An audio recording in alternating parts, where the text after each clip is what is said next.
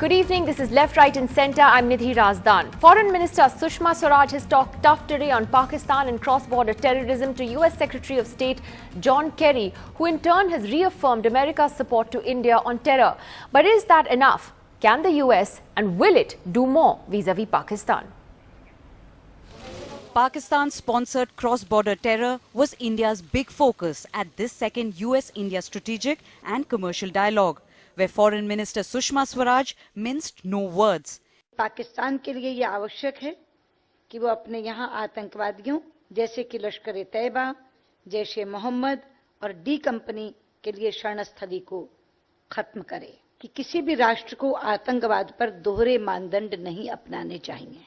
John Kerry was clear in the US support for India, saying there was no good or bad terror, but also had some praise for Islamabad's handling of terror in recent months. The United States stands in strong partnership with India against all terrorism, no matter where it comes from, no matter what form it takes. And we have had conversations with all of the members of the region, frankly, about efforts they need to take to curb terrorism. The Haqqani network and others have operated out of the western part of the country.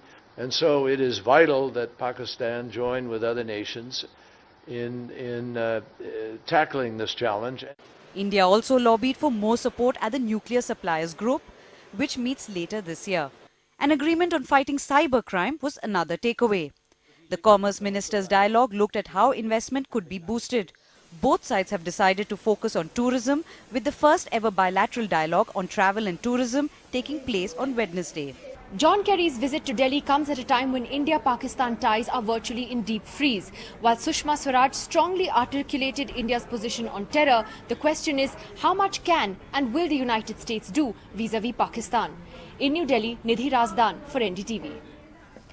Well, joining us on the program tonight, we have joining us via Skype Lisa Curtis, who's a Senior Research Fellow at the Asian Studies Center at the Heritage Foundation. She's joining us from Washington, D.C. Ajoy Kumar from the Congress Party and Siddharth Nath Singh of the BJP joining us as well, and will be joined by G. Parthasarathi, former High Commissioner to Pakistan, shortly. Ms. Curtis, to you first, how would you look at these statements today that were made, particularly with regard to terrorism? I got a sense that for India, that was clearly the biggest takeaway from this meeting, given that within 2 minutes of Mrs. Sushma Swaraj's opening statement at the press conference, this is the first thing she talked about. Well, I think you could see reflected in John Kerry's statement a level of frustration with Pakistan. And I think we have very much seen in the US Congress, patience is wearing thin with regard to Pakistan's double dealings. That means supporting some terrorist groups that attack India or Afghanistan, whether it be Lashkar-e-Taiba, Jaish-e-Mohammed, or the Haqqani network in Afghanistan, and its support for fighting some other terrorists like the TTP or Al-Qaeda. And we've seen that the US Congress has reduced coalition support funding.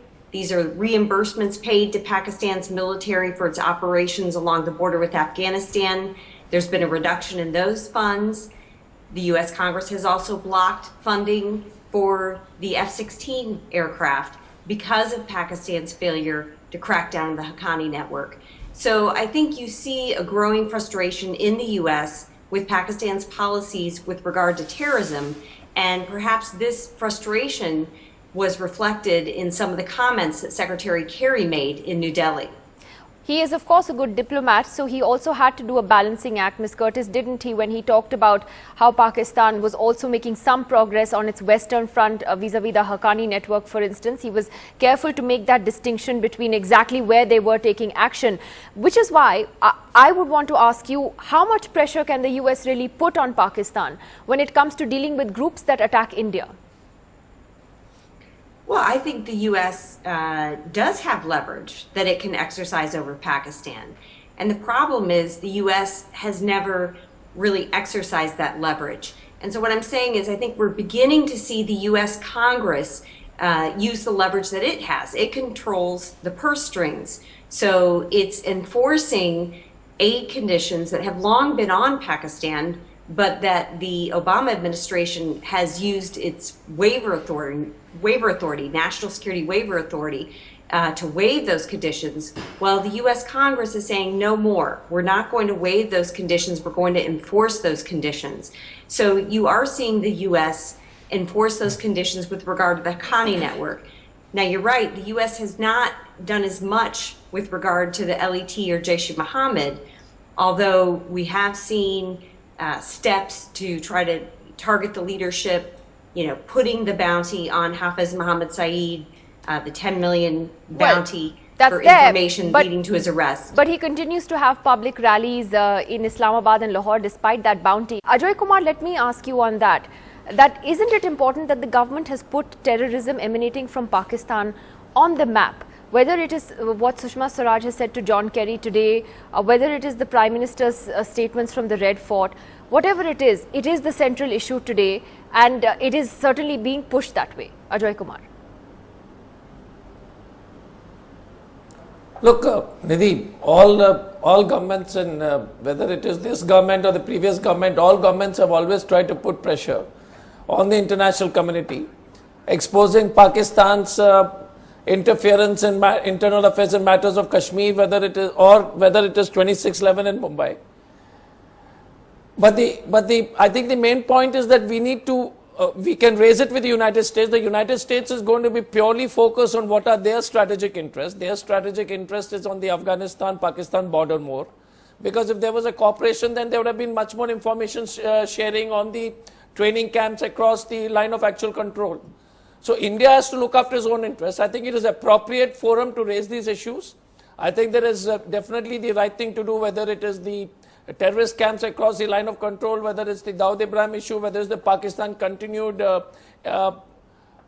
support to the various terrorist groups which are inimical to India. Those are things which are necessary and has to be done, and you cannot find faults with that. The question is, can you expect the United States to do much more than what they are already doing right now?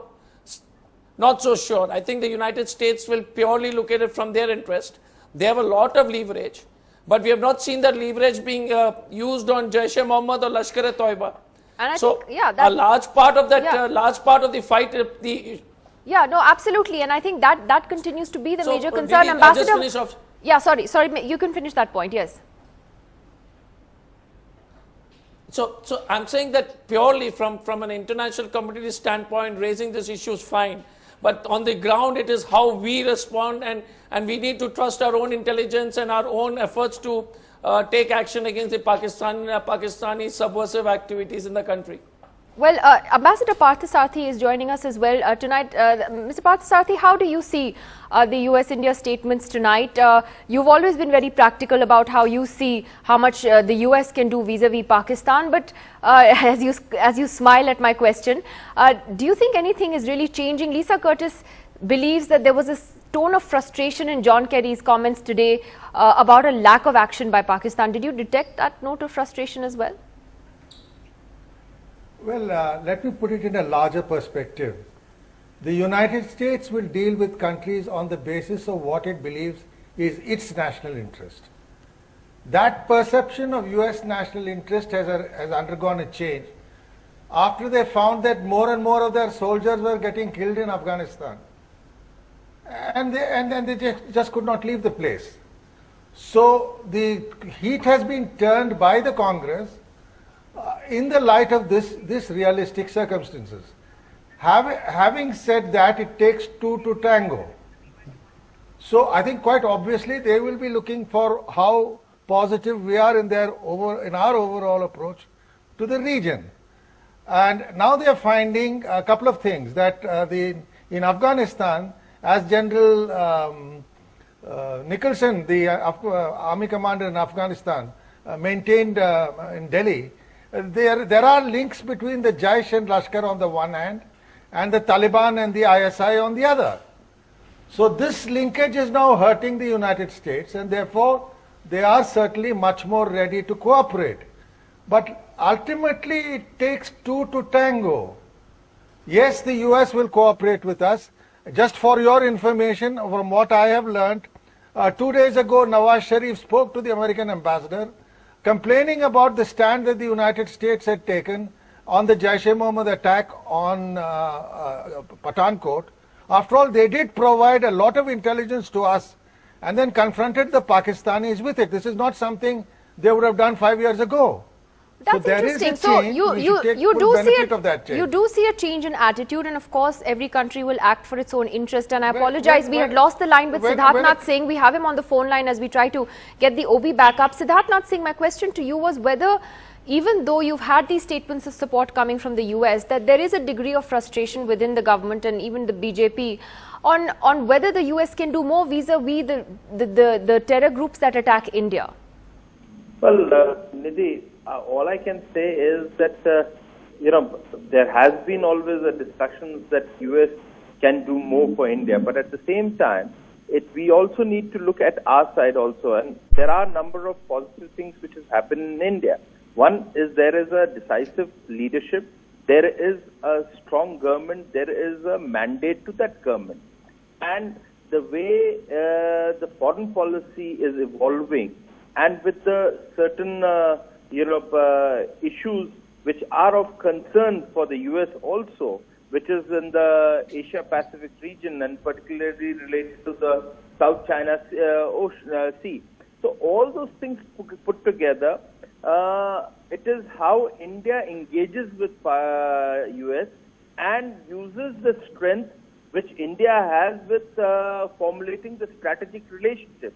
And therefore, I do see a convergence happening between India and US, and India's concern being addressed by the US government. So I do feel that what it was few years back, the same situation will not be existing between India's relationship with US and what India wants from US.